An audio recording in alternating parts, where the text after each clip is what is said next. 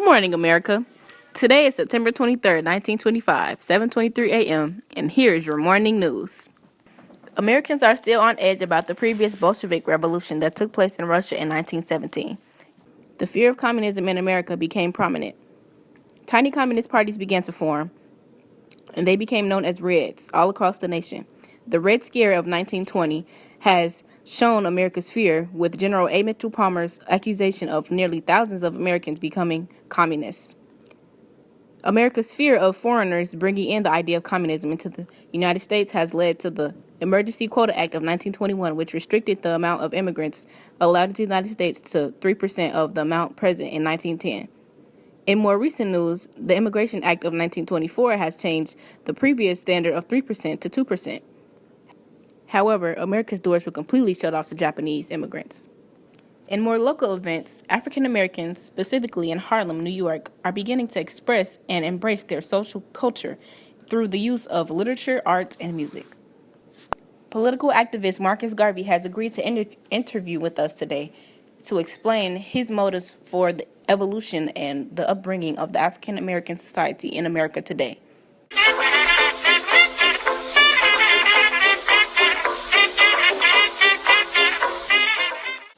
Hey, it's Jack stepping in to give you a quick reminder. Babe Ruth says it's the finest cola drink I've ever tasted. Red Rock Cola, that is. Only 5 cents, so go pick it up at your local store.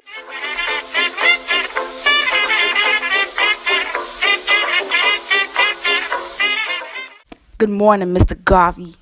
Good morning. How did you become interested and or educated in political activism? Well, my mother was a domestic worker and my father was a stonemason who ever since in my childhood, was very refusing to superior forces if he believed that he was doing the right thing.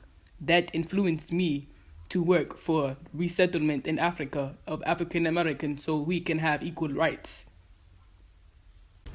What are your views towards African Americans and their placement in society?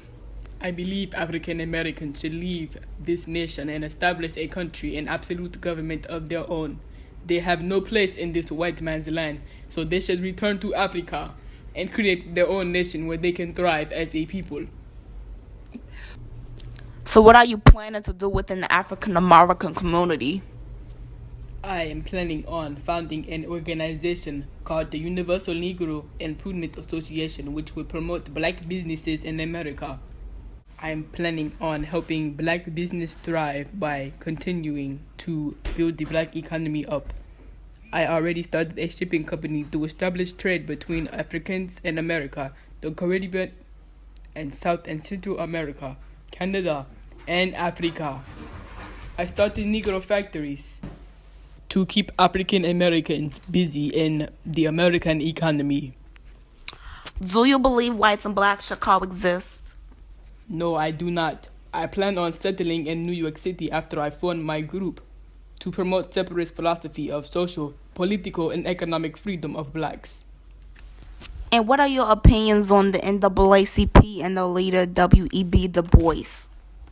I do not agree with W.E.B. Du Bois at all. He is the most dangerous enemy of the Negro race in America. Integration is wrong. Blacks should be in their own community, and he is promoting the blending of the white culture, which is wrong. Thank you, Mr. Garvey. You are very welcome. And now on to our weatherman, Jimmy Bob. How's it looking down in Chicago? For the past couple of days, it has been sunny, dry, hot, and an occasion of dust. Parts of Oklahoma, Kansas, Colorado, New Mexico, and Texas have been hit hard by dry topsoil and high winds that created thick dust storms. Crops and farms are becoming damaged, and that is all for your forecast for today. And now it's time for sports with our man, JC. Well, who's knocking at the door? You got it, sports. The couch potato syndrome is going around with Babe Ruth hitting the ball like lightning. Multiple home runs he's hitting. Also in baseball, the Negro National League has formed. That's going to cause some controversy. Ray Chapman, the shortstop, killed by a fastball, a speeding 80 ball. Sadly, rest in peace, Ray Chapman. With tennis, Bill Tilden and Helen Willis, they're going at it. And with French Opening being introduced to French players, more diversity within tennis.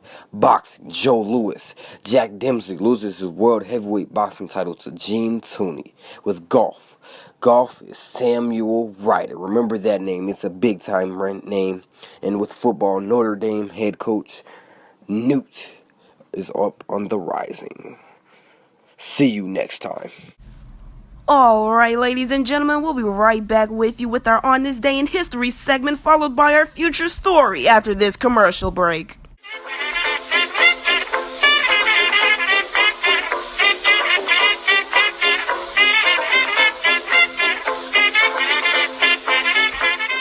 Kids, don't forget to eat your oats. National Oats, pure road white oats. Makes kid husky. Husky to play football. College football, don't forget, go Notre Dame!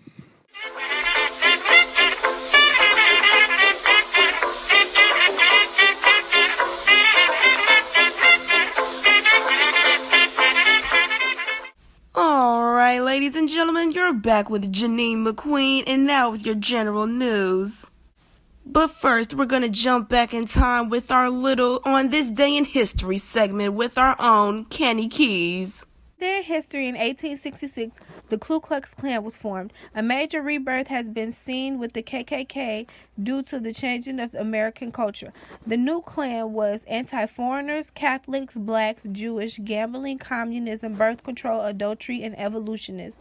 The KKK population today surpassed that of the mid-1850s. And that is it for your On This Day in History. In breaking news, more and more KKK spottings have been spotted all over town. A fire recently broke out at St. Joseph Baptist Church on Maple Street earlier today, around 5:30 this morning.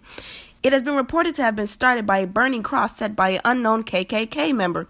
Families, please keep your children safe, tucked away, and live to see another day. Well, that's all, folks. Be sure to tune in again tomorrow at 7:30 a.m. for your latest news at the Morning Hotspot.